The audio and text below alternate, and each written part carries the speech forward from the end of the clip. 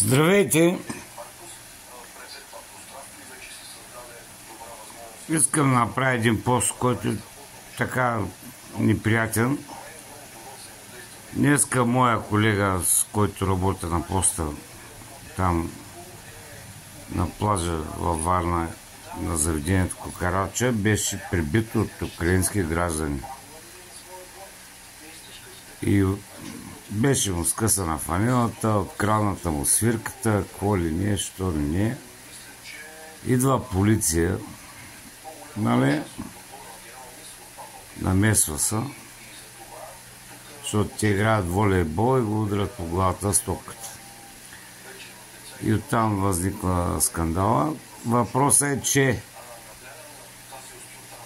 полицията арестува колегата като държавен служител, който е бит и е спасител на поста за 24 часа и го прибира в районното. И искам да кажа следното. Затова в тази държава няма да има спасители. Затова в тази държава няма да има ред. Също се случва и с кмета на Варна и така нататък, и така нататък. Дирибейки са навсякъде.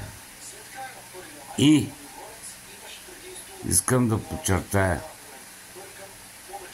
възмутен от тази случка, аз отидах и си подадах оставката като спасител. Няма да бъда спасител и да спасявам хора, които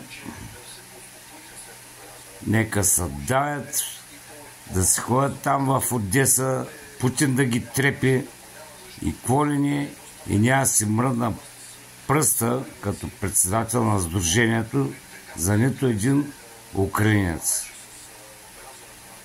Това искам да е ясно. Те привзеха Варна, по центъра, като тръгнеш, не може да чуеш българска реч, на плажа не може да чуеш българска реч и така нататък. И смятат, че са превзели България. Това е. До там стигнахме. Да напревземат някакви хора, които си мислят, че тази държава е тяхна. Да, ама не. Както казваше на времето Петко Бочаров. Лека му пръс. Така че това е, което имам да кажа в момента.